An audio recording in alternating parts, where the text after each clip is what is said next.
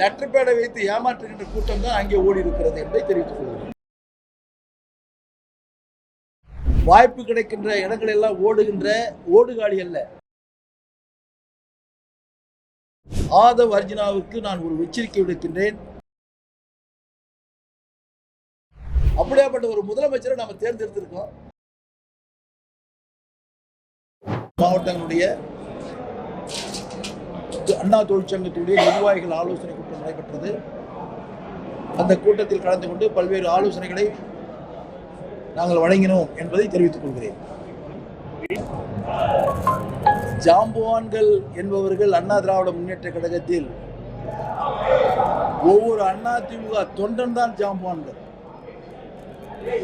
அந்த தொண்டனால் உருவாக்கப்பட்டவர்கள் தான் இது போன்ற ஓடுகாலிகள். இவர்கள் எல்லாம் ஜாம்பான்கள் இல்லை, சந்தர்ப்பவாதிகள், துரோகிகள், ஓடுகாலிகள்.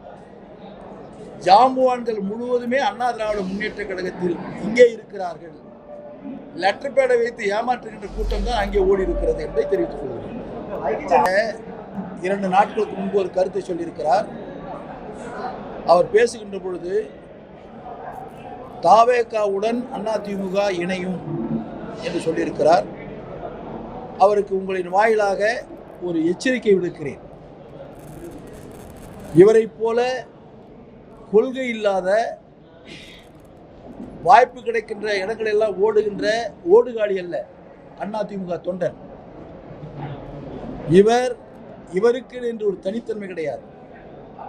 இவர் முதலில் திராவிட முன்னேற்ற கழகத்தில் இருந்தவர், அடுத்தது விடுதலை சிறுத்தைக்கு வந்தவர், அடுத்தது எங்களிடத்தில் வந்தவர், அடுத்தது இன்று தாவேகாவுக்கு சென்று கொண்டிருக்கிறார்.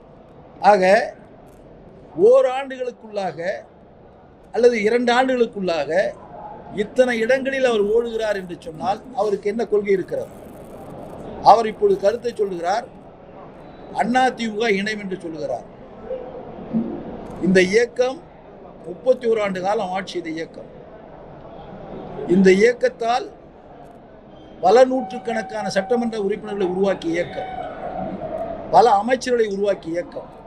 இதற்கு மேலாக இன்று தமிழகம் இந்திய துணைக்கண்டத்தில் முதன்மை மாநிலமாக எல்லா துறைகளிலும் விளங்கி கொண்டிருக்கிறது என்று சொன்னால், இந்த 31 ஆண்டு காலம் தமிழகத்தில் ஆட்சி செய்த அண்ணா திராவிட முன்னேற்ற கழக தலைவர்கள் கொண்டு வந்த திட்டங்களால் தான் இன்று தமிழகம் முதன்மை மாநிலமாக இருக்கிறது. எனவே இது போன்ற சந்தர்ப்பவாதிகள் சொல்லுகின்ற கருத்துக்களுக்கு முடிவு கூறுகின்ற வகையில் தான் ஆதவ் அர்ஜுனாவுக்கு நான் ஒரு எச்சரிக்கை விடுக்கின்றேன். இதை மீண்டும் சொன்னால் அவர் மீது சட்டப்படி நடவடிக்கை எடுக்கப்படும். ஏனென்று சொன்னால் தேர்தல் கமிஷனிடத்திலே பதிவு செய்யப்பட்ட இயக்கம், 54 நாட்களுக்கு முன்பாக பதிவு செய்யப்பட்ட இயக்கம், கிட்டத்தட்ட 1.5 கோடி 2 கோடி தொண்டர்களை உள்ளடக்கிய இயக்கம். இவ்வளவு பெரிய இயக்கத்தை ஏதோ ஓடுகாலிகள், உங்களை போன்ற சந்தர்ப்பவாதிகள், ஆதவ் அர்ஜுனாவை போல தான் இவர்களும். ஆதவ் அர்ஜுனாவுக்கும் விஜயபாஸ்கருக்கும் வித்தியாசம் இல்லை. எத்தனை கட்சிக்கு ஓடிட்டார். இப்போ ஆட்சியில் இருந்தே விஜயபாஸ்கர் அங்கே ஓடிட்டார். நாளைக்கு இந்த விஜயம் ஆட்சியில் இருந்தால் விஜய் காலி பண்ணிட்டு வேற எங்கேயாவது ஓடுவாங்க. அது மாதிரி கூட்டம். அந்த கூட்டத்தில் ஒருவராக இருக்கின்ற ஆதவ் அர்ஜுனாவுக்கு எச்சரிக்கை விடுக்கின்றேன்.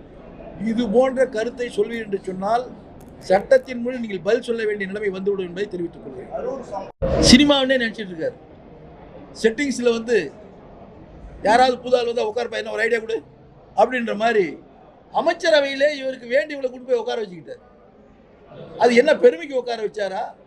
இல்லை பாத்தியா நீ செட்டிங்ஸில் என்ன உட்கார வச்சிருந்த, இன்னைக்கு பார்த்தா நான் உள்ள முதலமைச்சர் நான் இதில் உட்கார வைக்கிறேன்னு சொல்கிறார். அது ஒரு மிக தவறான முன்னுதாரணம்.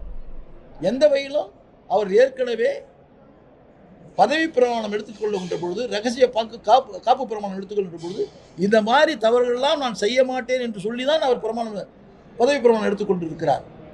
தயவு செய்து அதெல்லாம் புரியணும் அவருக்கு. எங்க அவர் 5 மணிக்கு மேலே பார்க்க முடிய மாட்டேன். ஒரு முதலமைச்சர்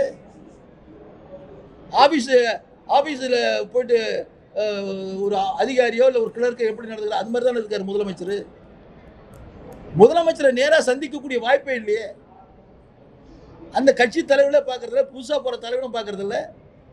சட்டம் இது செக்ரட்டரியேட் வரும்போது காரில் பார்க்க முடியுது, அவர் தான். அதுக்கு பின்னாடி எங்கே பார்க்க முடியுது. ஆனால் எங்கள் முதலமைச்சராக இருந்தார் எடப்பாடியார் அப்படி இல்லையே. எப்படினாலும் போய் பார்க்கலாமே, யாருனாலும் பார்க்கலாமே. திராவிட முன்னேற்ற கழக தலைவர் திரு ஸ்டாலின் முதலமைச்சர் இருந்தார், அவரையும் பார்க்கலாம். ஆனால் இவர் பார்க்க முடியல. அப்படியாப்பட்ட ஒரு முதலமைச்சரை நம்ம தேர்ந்தெடுத்திருக்கோம். காலம் தான் அதுக்கு பதில் சொல்லும்.